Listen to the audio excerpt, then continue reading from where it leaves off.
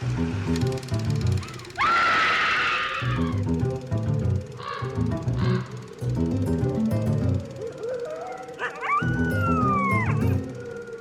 and welcome to Scream Scene, the horror movie podcast where usually we watch every horror movie ever made in chronological order and then we rank them from best to worst. But once a month, thanks to the support of our patrons, we do a bonus horror adjacent episode. My name's Sarah. And I'm Ben. Thank you for listening to us today. It's our February bonus episode. Yay! Yay! Because it's the shortest month, the options that we had for our patrons to vote on were all horror-adjacent shorts. Yes. And they voted for Buster Keaton's The Haunted House. Cool. You're a big fan of Buster Keaton. Yes, I am. I happened upon him one day, I think it was on TCM, Turner Classic Movies, and he just, made me smile. And so I got a whole collection of his stuff. Whenever I was sad during university, just put on a short and had a good time. Yeah, Sarah and I met in a film studies course in university, film studies 201. Most of our relationship in the early days was a lot of me showing Sarah movies and being kind of a cinephile. And being aha, you should see this and that and the other thing. Allow me to show you this 3.5 hour science fiction silent film. So Metropolis. He's talking about Metropolis. Yeah.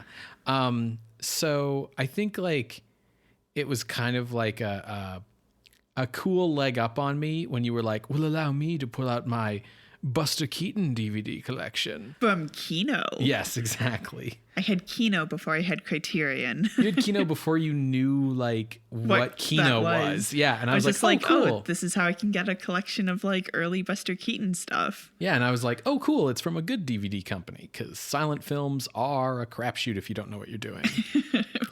I have not really seen much of Harold Lloyd.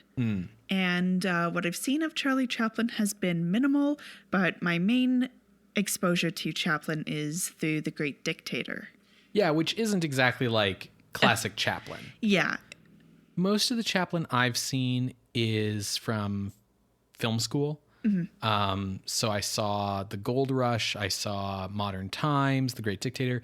You and I have also watched Monsieur Verdot, I think is the name of it, the one where he's playing the wife murderer. Yes. which is also not typical Chaplin. I haven't really seen a lot of Chaplin's classic shorts, but generally speaking, with the three big names of silent comedy, because people don't remember Fatty Arbuckle like they should. I do, but that's because of Buster. Chaplin's stuff is a little bit more maudlin. Mm-hmm. Keaton's and Lloyd's is more big into the physical comedy, and not that there isn't in Chaplin, but and then Keaton's distinction among the three was the stone face. Yes.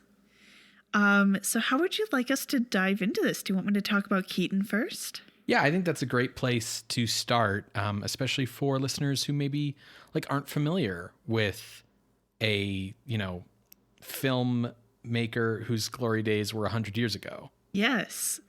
So, Joseph Frank Keaton was born in 1895 in Piqua, Kansas, to vaudevillian parents who were on a roadshow. He was named Joseph after his father, making him the sixth Joseph of his line. Mm-hmm.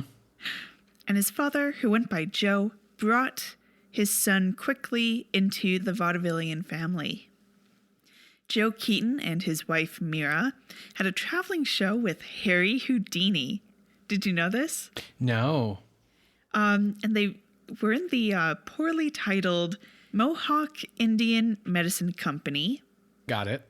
Where they would do vaudevillian shows and then sell patent medicine on the side. Okay, that's quite a racket. As little Joseph grew up, he began participating in stage acts as young as the age of 3, and their act was called The Three Keatons, where Mira would play the saxophone on the side, while little Joseph would disobey his dad on stage, prompting Joe to throw his son off stage, into the crowd, into nearby musicians, you name it. Yeah, just throw your kid at things. That seems fine. Reportedly, little Joseph loved it. They would find that, him laughing and having a big smile on his face undercut the comedy of the act. So that's when he started to develop his stone face look. Huh. That's real early. Yeah. Thus, Buster was born as a kid flung around the stage learning to take a fall. To help with the throwing of his son, they sewed a suitcase handle onto the back of Buster's clothes. And this meant that Buster also learned how to land right, no matter how he was thrown. He was often called in newspapers the little boy who can't be damaged. It is wild to me that this is like his original skill set is like, oh, I learned it all because my act involved my father throwing me bodily across the room. Yes, there were many accusations of child abuse and such. Sure.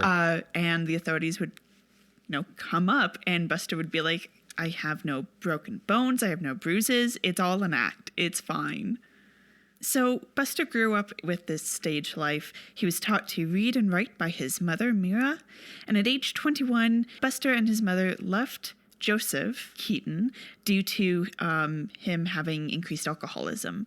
Oh. So they moved to New York, and then Buster went off to fight in World War I in 1916. Oh, I don't think I realized that he fought in the war. He was part of the American Expeditionary Forces with the 40th Infantry Division. And during his service, he developed an ear infection, which led to permanent hearing damage. Huh, I didn't know that either. When he made his way back to the U.S., he met Roscoe Fatty Arbuckle. Now, Fatty, as was the way how he went. Yeah, that was his stage moniker. Yeah, he would be writing as well as directing and starring in shorts, as well as getting his start on the stage. And when he met Buster, he was in the middle of filming the 1917 short, The Butcher Boy. And, Fatty was like, hey, Buster, why don't you come in and do a scene? Buster blew Fatty away. So he was immediately hired on to the film to be a co-star. Through Fatty, Buster would meet film producer Joseph Schenck and appear in the next 13 Fatty films, even learning to direct as basically a second unit director. With these successful shorts with Arbuckle under his belt, Buster had proven himself to Schenck, who gave Buster his own production unit, which came to be known as Buster Keaton Productions. The first two-reel comedy Buster made on his own was 1920's 1 Week, and the hits just kept coming. It's been 1 week since you looked at me. So the film we are watching today, The Haunted House, was Buster's fifth two-reeler. By the time of its release, Buster had the full-length The Saphead under his belt as a writer, while he was also continuing working on his shorts. Buster would also expand to write and direct features as well by 1922, starting with Our Hospitality, and would put out about 1 to 2 per year, including 1926's The General and 1928's Steamboat Bill Jr., starring in all. And while he was credited as writer and director in pretty much all of these, Buster would have frequent collaborations with others, including Clyde Bruckman, Jean Havez, and Edward F. Cline, like in today's picture, who would, all of them would participate with directing. Yeah, for sure. I mean, when you're on camera in nearly every scene and you're doing complicated stunts with complicated timing, having someone else be a co-director is very useful. Yeah. By and large, even with collaborators, Buster was the driving creative force of his films, for better and for worse. 1926's The General is considered one of Buster's main key films, if you wanted to look at his body of work. Yeah, it's the one that film critics are going to sit you down and be like, this is the best one. Yeah, it's set during the Civil War and is not wholly a comedy, which threw off audiences at the time, who also were like, this is the Civil War you're talking about, you shouldn't be making fun of it. Yeah, especially when like it's the 20s, so it's only been like 80 years. So like people who fought in the Civil War are still around to go to your movie. Yeah. Well, looking back, the General is applauded, especially with its expensive train stunt that you might have seen, where there's a train going across a wooden bridge and then it like crumbles and explodes. That stunt in the film itself is considered a major achievement for Buster, but it was very expensive. So that film struggled. And then, of course, you have the negative reaction to it being a comedic element, but also people being like, well, this isn't a comedy because it had more dramatic elements. So reviews were mixed. So it was ultimately a financial loss. As a result, his distributor, United Artists, mandated a production manager to rein Buster in. He made 2 more films after this, with this production manager looking over his shoulder. But by then, Buster had had enough. He decided to move from indie pictures that he was basically making himself to MGM, into the studio system, in 1928. As you can imagine, going from running your own production company to working within the studio system causes a bit of a culture shock, especially for someone who was working in vaudeville since he was 3. And Buster came to realize quickly that this decision meant nearly total loss of control and creative freedom. He saw this with his first film with MGM, which was The Cameraman, another film that is lauded as like a huge Buster Keaton film. The studio brought on studio director Edward Sedgwick to be like the credited director, and that was kind of seen as taking control away from Buster. He also came head-to-head with studio execs again in 1929. Buster had been pretty interested in the new talkies, and so he petitioned for his next movie, Spite Marriage, to have sound, which the studio denied. Later on, he would then go on to make a silent film, and the studio would be like, no, this needs to be a talkie. So just consistently kind of butting heads with Buster. And I think what might have been kind of the final straw for him was that he was forced to use stunt doubles in certain scenes at MGM. Yeah. MGM is looking to protect their investment, whereas Buster's like, but the stuntmen brought on to just play me don't get the laughs. Yeah, I mean, the thing was that like the stunts are the jokes. Yeah. Right? And like they're the point, and that's what he does. It would be like getting like a dancing double in for Fred Astaire or something. Exactly. Like it just doesn't make sense, but like you can see why the studio wouldn't understand that and would think it would make sense. Mm-hmm. Yeah. So as Buster continued working with MGM into the 30s, he became increasingly frustrated with that lack of creative control, and this frustration also compounded the personal challenges he was having. So since 1924, with the birth of his second son, his wife, Natalie, and Buster were increasingly unhappy and distant with each other. Ultimately, they divorced in 1932, and Natalie would change his 2 sons' last names to her maiden name, which was quite a blow to Buster. Yeah, particularly since it breaks the tradition, since like Buster's eldest son, I think, was also Joe. Yeah, Joseph and then Robert. Yeah. Buster turned to alcohol as a refuge and fell into alcoholism, briefly being institutionalized to help with managing this addiction. Although his early friendships with Harry Houdini came in handy during that. Yes, at one time he was put into a straitjacket and he escaped, thanks to what he learned from Houdini. Yeah.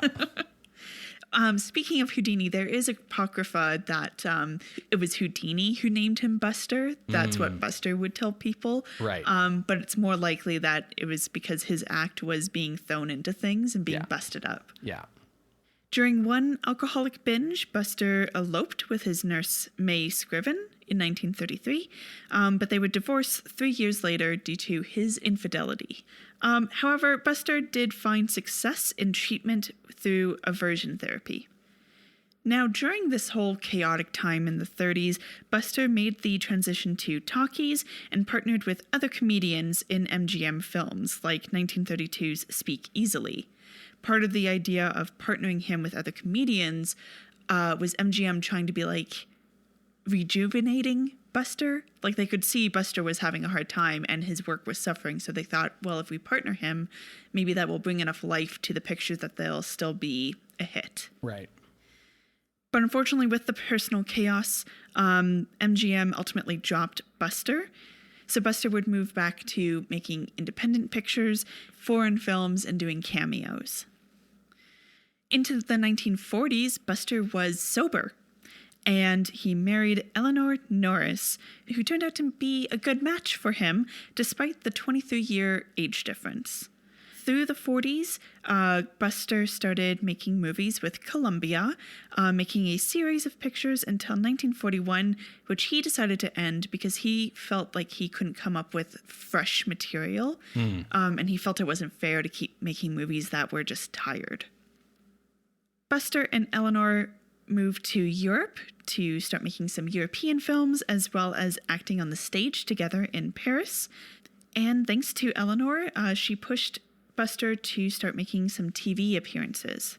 Ultimately, Eleanor is kind of credited with Buster's revival, mainly by introducing him to film programmer Raymond Rohauer, who organized and agreed to a re-release of some of Buster's silent films. So with those silent films coming back into film festivals, into the drive-in theater, that got Buster back into people's minds, thus more TV appearances, and it just kind of grew from there. Yeah, I knew that like Buster Keaton marathons were like a trendy thing in like the 60s and 70s and stuff like that. And I knew that that was like a big part of his revival of popularity. I didn't know it was Raymond Rohauer who was part of it. If you want to learn more about Raymond Rohauer, you can listen to our episode on the fall of the House of Usher from 1928, because Raymond Rohauer owns the rights to like a ton of silent films because he just like bought up a huge collection of them in the 60s. Oh. And it's made life difficult here in the present day, because like people who want to do restorations and stuff have to go through like Rohauer and his like estate, I think, at this point. So like if you want to see Follow the House of Usher, it's his restoration that you see, kind of thing. Oh, okay. So like I said, it led to a resurgence in Buster's career, and he would get steady work in commercials and what I'll call business films. So for example, in 1952, he starred in John Deere's industrial short film. And then there was also the 1965's The Railroader from the National Film Board of Canada. Corporate film is film. What those are called. Okay. Yeah. Buster would star in 1965's movie titled Film, written by Samuel Beckett and directed by Alan Schneider. Wow. It seemed like things were on the up and up for Buster, or at least steady. You know, that's all he can really hope for, right? In January 1966, Buster went to the hospital because he had a really bad cough, and he thought it was just a really bad case of bronchitis. But the doctor said, no, it's not bronchitis, you have lung cancer. And for reasons that are unclear, they didn't tell him it was terminal. So he was just pacing the hospital floor waiting to go home because he thought it was just like, okay, once this bad cough clears up, I can leave, right? Unfortunately, by the next month, February, he would pass away from the lung cancer at age 70. If you were to look at Buster's filmography, you would see like a ton of stuff in the silent era and then not really anything in the sound era.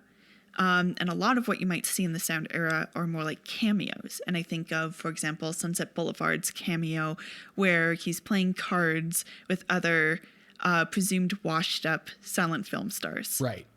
So you might think that, okay, well, he just fell out of favor and his career crumbled. But that wasn't really the case, as I tried to outline. Yes, it went down. He wasn't a starring kind of person, but he had steady work, and that's kind of what matters in Hollywood. Mm-hmm. And I think what also matters is the accolades that people put at your feet. So he has 2 Hollywood stars, one for film and one for TV. In total, he has 6 films in the National Film Registry, making him one of the most honored filmmakers. And some things that I thought were kind of neat is Salvador Dali wrote a 1927 essay titled Film Art, Film Anti-Artistico, where he described Buster's physical acting as pure poetry. Longtime listeners of the podcast will know that Roger Ebert is near and dear to my heart, and he said of Buster that he was, quote, the greatest of all the clowns, not only because of what he did, but how he did it. Harold Lloyd made us laugh as much, Chaplin moved us more deeply, but none had more courage than Buster. And to kind of tie it to the present, Johnny Knoxville, actor and stuntman, cites Buster as inspiration for many a stunt, and he actually recreated one of Buster's stunts for Jackass 2. And that's relevant because Jackass 3 just came out. Actually, I think it was Jackass 4. Oh, God. They're very old, and so are we. Yeah, he's hugely influential, right? A big influence on even Jackie Chan. Yeah, huge influence on Jackie Chan. Orson Welles, I think, said that The General was his favorite movie. Yes. Yeah, just, big deal. Big deal guy. So at the time that this film was made, that's back in 1921, he's still doing his shorts. He hasn't graduated to features yet, but he's, on his own. And at this time, his production company was making these shorts for Metro Pictures. Metro had been founded in 1915 for the purpose of buying up production companies to prevent them from falling into the hands of other studios. Okay. So basically it was a bunch of business guys who didn't want to see certain production companies be bought out by Paramount or Universal. So they made this company to buy them out instead. Mm-hmm. This was in New York at the time.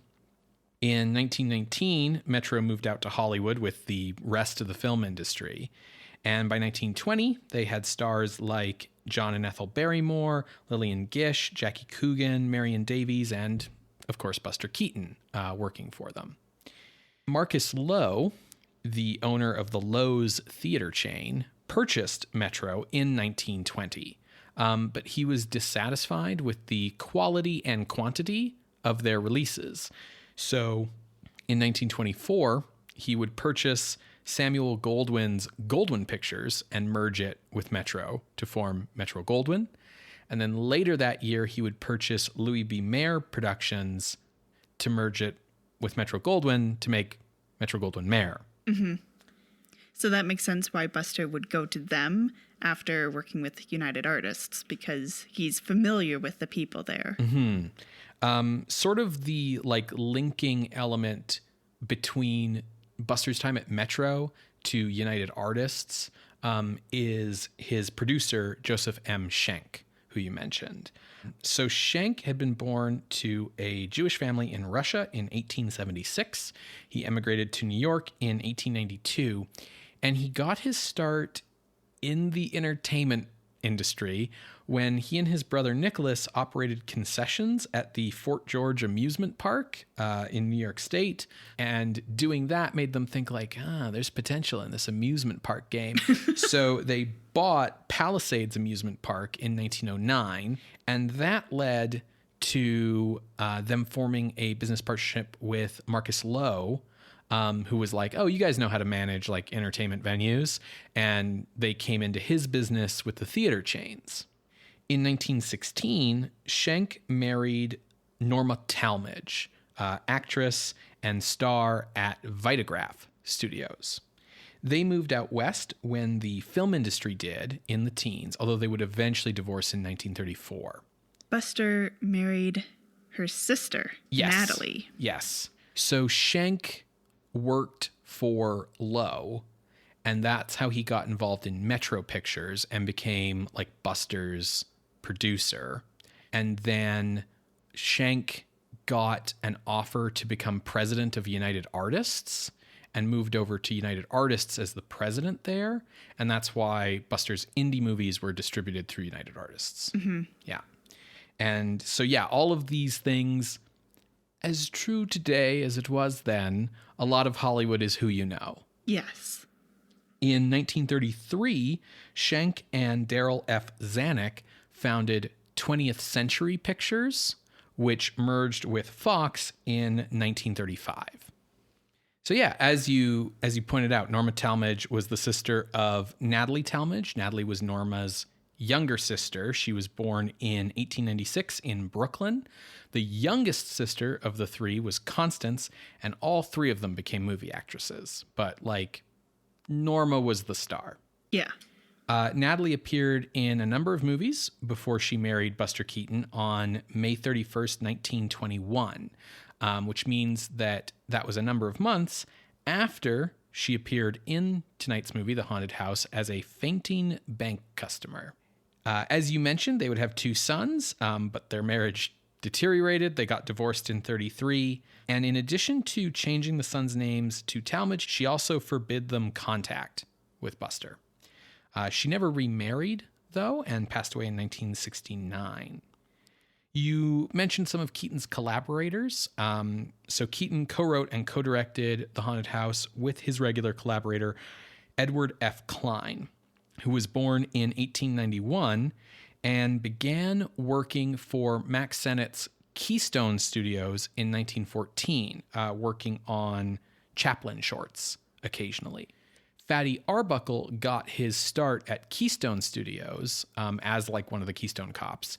And then when Arbuckle went solo, he formed his own studio, Comique. And then when Arbuckle went to feature films, he basically like left Comique to Keaton, and it became Buster Keaton Productions with the assistance of Joseph Schenk, as earlier mentioned. All of which is to say that Edward Cline followed Arbuckle from Keystone to Comique, and then when Keaton went solo from Arbuckle, Keaton hired Cline on as his co-director. Cline was the only person other than Keaton in Keaton's like regular company who was allowed to be a gag man. Mm-hmm. So like he's the only person other than Buster coming up with the jokes. After Keaton's career decline, Cline had to kind of like figure out something new. He ended up partnering with comedian W.C. Fields on his films. And eventually Cline's movie career declined as W.C. Fields's did. But eventually he rejoined Keaton in the 1950s when Keaton was starting to become really successful on television. However, Edward Cline passed away in 1961. Cline also cameos in this film in a small role, and the rest of the cast is filled out with Keaton regulars, such as actress Virginia Fox. So Virginia Fox also got her start at Mack Sennett's Keystone Studios as one of Sennett's bathing beauties, which was a concept that Cline came up with. So you basically had the Keystone Cops and you had the bathing beauties, and like what the bathing beauties deal is should be kind of obvious. In 1920, Fox appeared in the role of Keaton's new bride in the film Neighbors. She was 19 when she appeared in The Haunted House. And in 1924, she married Darryl F. Zanuck, who would then co-found Fox with Schenk, Norma Talmadge's husband, who is the sister of Keaton, who... So, like, again... Yeah, like, it's a whole... they're all connected. Yeah. Like, they're all connected. She retired from acting after marrying Zanuck, but she remained highly influential on Zanuck and how he ran the studio. They separated in 1956 due to all of Zanuck's infidelities. But when Zanuck's mental health declined in the 1970s, she returned and stayed with him and like took care of him at his house until he died in 1979. And then she passed away in 1982. Another member of Buster's regular company who appears in this film is Big Joe Roberts, who was a vaudevillian who originally appeared in an act with his wife, and they would summer at Joe Keaton's actors colony that he ran for vaudevillians. Yeah, that was a whole thing. So Roberts became friends with the Keaton family. And when Buster began making his own films, he asked Roberts to join him. Big Joe Roberts was, a big guy. And when Keaton was co-starring with Arbuckle, they formed a classic, fat guy, thin guy partnership. Yeah. And this kind of pairing of a big fat guy and a thin tall guy is just super common. If you look at silent comedians, you have Laurel and Hardy is the big one. Well, even look at Abbott and Costello. Yeah, Abbott and Costello fits the same mold. C-3PO and R2-D2. Regardless, I think when Keaton goes solo, you can kind of see Roberts as filling the Fatty Arbuckle role when Keaton needed to have a body who would contrast with him, because that's the whole reason why in the physical comedy those duos worked, was the contrast, right? For sure. Roberts probably would have just kept appearing in Keaton's films forever, if not for the fact that he had a stroke and passed away in 1923 at the age of 52. Oof, that's young. So cinematography for The Haunted House was handled by Keaton's standard cameraman, the legendary Elgin Leslie, who Keaton called the metronome.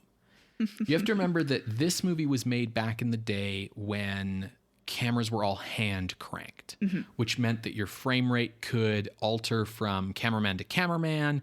It could alter within the same film because we're only human. And it would screen in a projection booth at the theater, at a variable frame rate because the projectionist is hand cranking. Frame rates all over the place in this era. Elgin Leslie started out in film in 1911 shooting one-reel Western shorts for American Midwest, which was actually the American branch of George Méliès film company. And after doing these Westerns, he was selected to travel with Méliès around the world. In 80 days? Sure. To Southeast Asia and places, doing these exotic location shoots. So Leslie was extremely experienced at doing outdoor shooting, which was Keaton's preference. He returned to the US in 1913 from his tour with Méliès, and he went to go work at Keystone Studios. And Leslie gained a reputation for clear, clean, consistent photography with a steady, regular hand. Which hence metronome. Exactly. And this resulted in him becoming the favored cameraman of Fatty Arbuckle. The thing about being really consistent and clean with your cranking is it meant that you wouldn't get motion blur if your film was being, played back at a different frame rate and things like that, or as you did camera moves and things. And that was really important if your silent comedy wasn't super, super broad. If you wanted to have comedy that was based on more specific subtle movements. If it's important what your fingers are doing as your arm is moving, as opposed to your arm just kind of being a blur as you move it around. So yeah, he became Fatty's favored cameraman. And when Arbuckle left to form Comique, Leslie went with him. And it was at Comique that he developed a working relationship with Keaton. And then when Arbuckle went to features, Leslie stayed with Keaton. And he shot all of Keaton's shorts and all of, 6 of Keaton's feature films, all of them up to The Cameraman. Okay. Which was sort of the last feature that Keaton had the ability to choose his own crew for.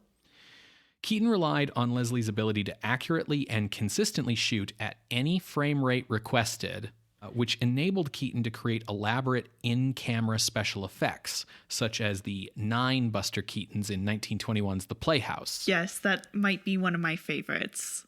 I really enjoy The Playhouse. Yeah, that film came about because I think Keaton had injured himself and couldn't do like big stunts for that one. So they came up with like a different gimmick, which was the special trick photography. It's also a parody of another comedian at the time, but yes.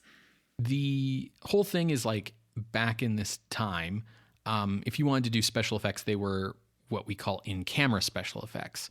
So if you have two busters on screen at one time, it's because you shot one of them first and then you rewound the film while it was still in the camera and then shot the scene again. And that means that the two busters need to be timed to each other, not in the editing booth, but in the camera during a time when the camera is hand cranked. Yeah. So the fact that Leslie was able to just like accurately, like a metronome, do all these things just made him like invaluable. In fact, following The Cameraman in 1928, when Keaton lost creative control of his films, Leslie just retired from filmmaking. And he passed away in 1944 at age 61. Wow. So The Haunted House was released on February 10th, 1921 as a two-reel silent. So that means that it would have been part of like a standard Metro Pictures pre-show program, along with like, well, 1921's a little early for a cartoon, but like a newsreel and things like that that would go in front of a Metro Pictures feature film. Like, I don't know, Four Horsemen of the Apocalypse would have been coming on around this time with Rudolph Valentino. And because of that, like, you know, you don't have individual numbers for like how successful was a short film because it's just part of a program, right? Yeah. But yeah, we're watching The Haunted House as part of the Kino Films Buster Keaton short film collection that you have, which is still like the best place to get your Buster Keaton shorts is from Kino. There are a lot of Buster Keaton films on Canopy, if you can get access to that. I don't know. All you need is a library card. That's true. I don't know if Haunted House is on there, but hey, check it out. Watch some Buster. Chaplin overshadows everyone, and Buster deserves a bit more limelight. For sure. That's a joke because Limelight's a Chaplin film, and he did a cameo in it. Yes. Yeah. Yeah. I sometimes feel like I don't really know where I got this impression, but over the years I got the impression that like Buster Keaton is like the hipster answer to who's your favorite silent film comedian, basically. It's like everyone says Chaplin, so if you want to be cool, you say Buster Keaton. And then poor Harold Lloyd is just out in the cold, wiping his glasses in the rain. I'm sure he has his fans. I'm sure he does too. Well, folks, hopefully you can find a copy to watch along. You're going to hear a brief musical interlude, and when we come back, we will discuss The Haunted House from 1921, directed by Buster Keaton and Edward Cline. See you on the other side, everybody.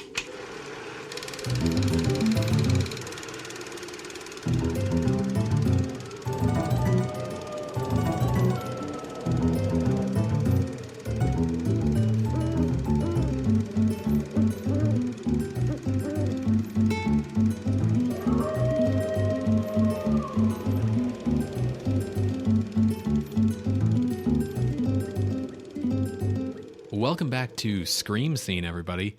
We just finished watching The Haunted House, directed by Buster Keaton and Edward F. Cline. From 1921. So, Sarah, what did you think? Good movie? Fun time? You've seen this one before. Yes. Yeah. I mean, it's your DVD. I would assume you've seen all of the ones on that DVD before. Yes. Yeah. That's a silly question. What did you think? Yeah, it's fun. Is this your first time? I think I've seen this one with you before. Very simple plot synopsis. Yes. Buster Keaton plays a bank cashier. Also at the bank, there's a second cashier who is counterfeiting money. And the base of their operations is at this house that they are trying to spread rumors about that it is haunted to keep the cops out. Due to a mishap of a bank robbery gone awry by the counterfeiters because they're about to be found out, Buster Keaton gets mistakenly nabbed by the cops and he escapes, runs to this house. Also, at the same time, there's a production of Faust going on at the nearby theater, and the audience doesn't like it, so they chase the play actors off stage, and they happen to run into this house. And so when Buster comes in, he sees the counterfeiters pretending to be ghosts, and he believes that they are actually ghosts. He runs into the devil from the Faust play, etc. Eventually, everything's sorted out. And Buster gets knocked on the head. He dreams he's heading up to heaven, going up the stairway to heaven, and then he slides down the stairs down into hell before being awoken and hugged by the bank owner's daughter. Mm-hmm. And that's the movie. Yeah. I mean, it's simple. It's very simple. It's a two-reeler, right? And, it's a silent film. So, and, also it's just an excuse for gags. Yes. Right? Yeah, it's tough to talk about physical comedy in an audio medium, I guess, because you don't want to just be describing every gag in the movie. Yeah, I will say that probably one of the standout gags of the haunted house is there are these two skeletons bringing in parts of a mannequin, and Buster watches them put together this mannequin, who then, once he's put together, turns into a real person. Yeah.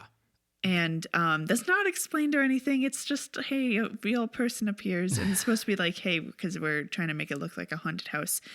But that's probably the best gag. The one that I see gift the most often anyways. That's definitely the measure, right? Yeah, you mentioned that one's not explained. There's a lot of things in this short that don't make sense if you think about them too hard. This whole idea of making a haunted house to keep the cops off you. It's the 20s. Right. I mean, I feel making just rumors that the house is haunted is easier than tricking the house out with a bunch of trap stairways and trap doors and hiring a bunch of guys to walk around in bed sheets. It's for the comedy, it's fine, but it's definitely if you start thinking about it too long, it's that wouldn't work. That's silly. But it does seem to work. The cops are chasing Buster and they're wait, that house is haunted. Yes. Just feels it's more work than they maybe needed to put into it, they've got a revolving floor in one of the rooms. Yep. It's hey, the money that it took you to trick this house out probably outweighs the money you're going to get from this counterfeiting scheme, you guys. Big Joe Roberts, who plays the bad guy, I really liked him in this. He has a very good swagger about him. Yeah, he has really good spats. Mm-hmm. And of course, Buster's great. So handsome. I think biggest running gag in this film is the main stairs in the house are tricked so that when you are traveling upon them, they flatten and you slide down, and this keeps happening to people, and even when you think you've got it figured out, it'll happen to you anyway. And what I really like is that Buster finds a way to make it interesting each time he goes down the stairs. Right. It's not just the same oh, I slipped and fell. Yeah. And then that running gag is paid off in the heaven hell gag at the end. Yeah. Which I think is probably what puts the charm on this short. Mm-hmm. Because otherwise it's yeah, okay, cool, we're in a haunted house or we're in a bank. But him dreaming that he goes down to hell and that there's still gags where the devil switches the Keaton is in sign when he arrives. I don't know, just charming parts to it. Yeah, absolutely a charming little movie. A lot of the performers who aren't Keaton get good little gags to themselves. It's the bank owner's daughter who figures out that the bank cashier is the bad guy, because Keaton's not trying to do anything here. He just went in this house for a place to hide, and now he's just here dealing with it. Mm-hmm. I really liked a lot of the visual humor with the ghosts. Yeah, it's good and it's fun. I don't know as I have a lot more to say about it than that. It does take a while to get to the haunted house. the front half of the movie is definitely mostly like gags at the bank with this money that gets covered in glue. Mm-hmm. So like I said in the first half, I haven't really seen any Harold Lloyd, and what I have seen of Charlie Chaplin is pretty limited. But I think what really captures me about Buster's films is that there is that charm to it, and that there is that like, I guess like surrealist element of it, where like he just finds ways to bring you the unexpected. Yes. Like there isn't this gag in this film, but he does it in a couple of others where like the one that I'm thinking that comes to mind is he's running from the cops and he sees that there's a car that's about to pull away, and we are seeing the car from the back and we see the spare tire on the back of the trunk. So he hops onto that tire ready to get taken away, and then the car drives away and the tire is actually just a hanging sign. Yeah. And just playing with perspective and what you expect to happen, and he goes in a completely different direction. Yeah, absolutely. There's a couple of like weird surreal gags in this one. Definitely the man that they assemble is one of them. And then the other that I really liked was when he's at the bank and he gets there for the start of his workday. He takes his cane and he just like puts it up against the wall and lets go, and it just sort of stays there like it's magnetic or something. And the handle of the cane is at the bottom, so now it's like a hook, and he hangs his hat on it, which is, yeah, definitely like he's not even in the haunted house yet. And it's like, oh, huh. But little jokes like that are very unexpected and surreal always get me. At one point, he adjusts a clock and he like unlocks it to move the hour and minute hand. But when he unlocks it, he reaches through where the glass should be protecting it, so he didn't need to unlock it at all. Yeah, just like little things like that are really fun and rewarding. And it's you know, how many gags can you fit into one moment, right? Exactly. Yeah, I almost wish that like there was more surrealist stuff in here. I kind of wish that the audience didn't know the haunted house was fake before Buster goes into it. Sure. Because that's like set up right at the start that there's this haunted house these guys are operating out of, and it's all phony. And I think it would have been fun if like we didn't know that. I mean, it's obvious once you're seeing anything inside the house, but like if that was a reveal for later, and so that, you know, we could kind of be like, oh, what's this? And they could have played with making things maybe like a bit weirder. Sure. I think that might put it more towards, except for probably the reveal at the end, put it more towards being an actual horror movie.